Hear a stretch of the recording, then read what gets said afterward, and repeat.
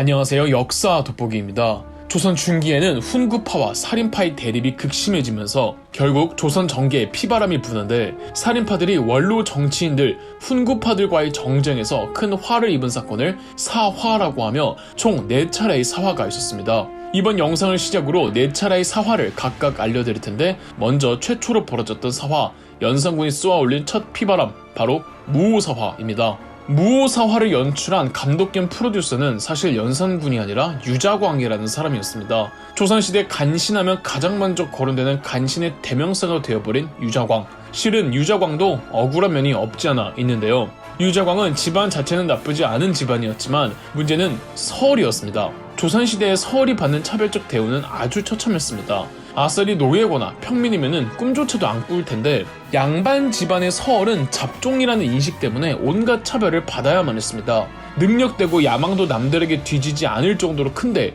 출신 때문에 한계가 지어진다면 얼마나 억울합니까? 내가 서얼이라는 이유 하나만으로 멸시받고 사회 진출에 유리천장 생기고 나보다 잘나가는 놈 보면 배 아프지 않겠습니까? 심지어 서얼은 과거조차 응시에 제한이 되어 있었습니다. 그래서 유자광도 청년 시절에 삐딱선을 탔으나 그래도 한 싸움질하는 능력을 살려 군인의 길을 걷습니다. 조선시대 서얼들이 출세하는 유일한 길은 군인이었거든요. 유자광이 군인 장교가 되고 얼마 안 있어서 세조 13년이 되던 해에 한반도 북부에서 조선 건국 이래 최대의 반란이었던 이시의 난이 일어납니다. 세조는 왕실 종친이던 구성군 이준을 반란 진압군 총사령관으로 삼고 북방으로 보냈으나 이준은 탐색전을 하느라 대치 상황이 길어지고 있었습니다. 불같은 성격의 세조가 답답하던 찰나 유자광이 이시의 반란 진압작전을 제안하는 상소문을 올렸습니다. 상소문에 무슨 절묘한 계책이 담겨져 있지는 않았으나 소극적으로 대응하는 구성군 이준의 군대를 문제 삼는 내용이었으며 유자광의 상소문은 노브레이크 프락셀 세조가 답답하게 여기던 구석을 시원하게 긁어주고 세조가 원하는 바를 정확하게 짚는 글이었던 겁니다.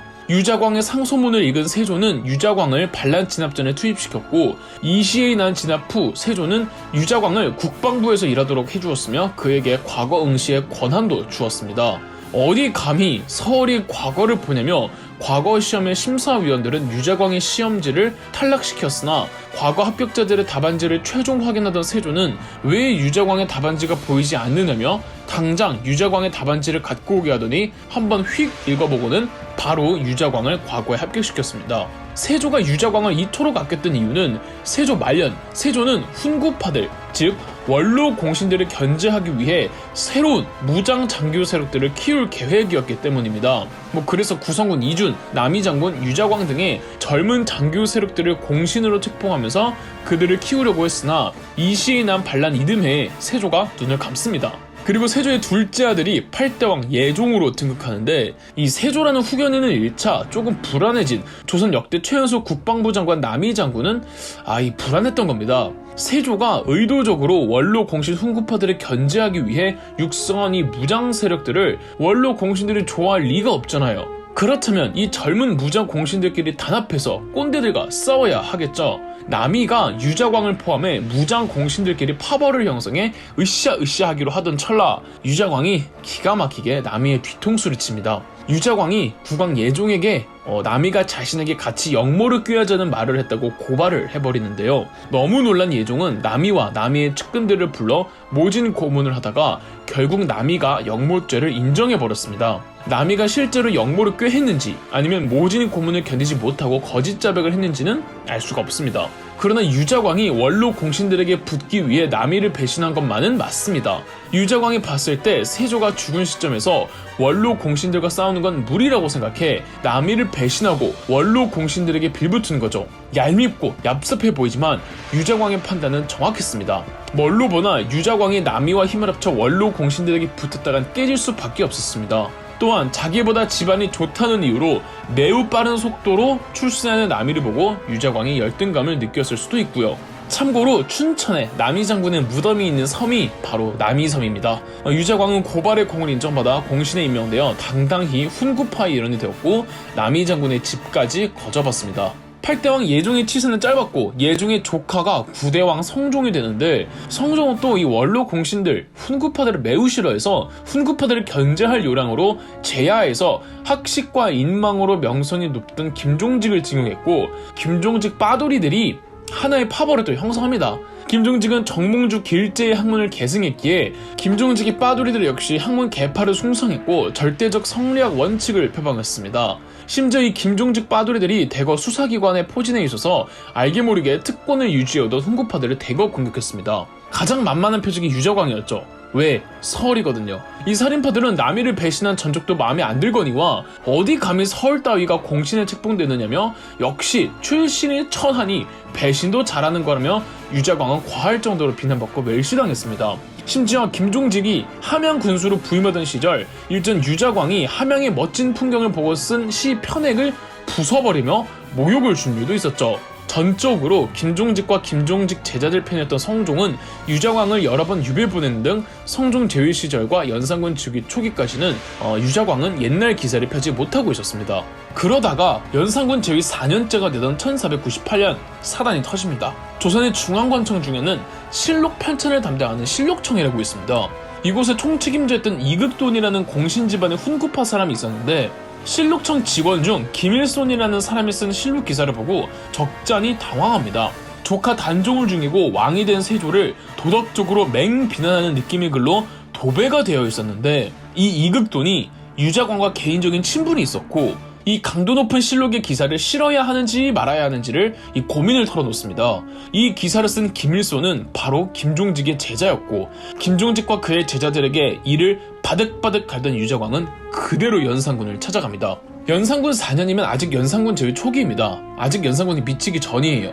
조선전기 정치파는 이 왕권을 강화하려는 국왕과 왕권과 신권의 조화를 꾀했던 국왕들이 엎치락 뒤치락하는 형세였습니다. 태종 이방원, 세종대왕, 세조, 성종 이런 순으로요. 그렇다면 다음 연산군은 태종 이방원과 세조처럼 왕권 강화를 도모했겠죠. 이 자기 아버지 성종과는 다르게 말이에요. 그러나 태종 이방원이나 세조는 쿠데타를 통해 왕이 되었기에 쿠데타 세력들과 자기 최측근들을 곁에 포진해 줄 수가 있어서 왕권 강화를 추진하는데 큰 어려움이 없었습니다. 그리고 피를 본 왕들이기에 신하들이 알아서 무서워했다고요. 반면 연산군은 적법한 유교적 절차에 따라 왕이 되었습니다. 더군다나 연산군의 아버지 성종은 훈구 공신들을 견제하기 위해 살인파라고 불리는 김종직과 그의 제자들을 중용하면서 수사기관의 권한이 매우 커졌습니다. 여기에 유교적 도학 정치를 이상향으로 삼았던 성종은 신하들의 비판을 겸허하게 받아들였으나 연산군은 이를 국왕의 권위가 실추되는 것으로 간주했습니다. 태종 이방원이나 세조처럼 강력한 왕권을 구축하기 위해서 연산군은 어느 정도 피를 봐야 한다고 생각하고 있던 찰나 유자광이 실록 사건을 고변해버린 겁니다. 연산군은 유자광을 내세워 김일손과 김일손의 실록을 편찬하는 과정에서 얻은 정보에 출처원들을 잡아들여 신문을 하는데 전부 김종직의 제자들이었죠.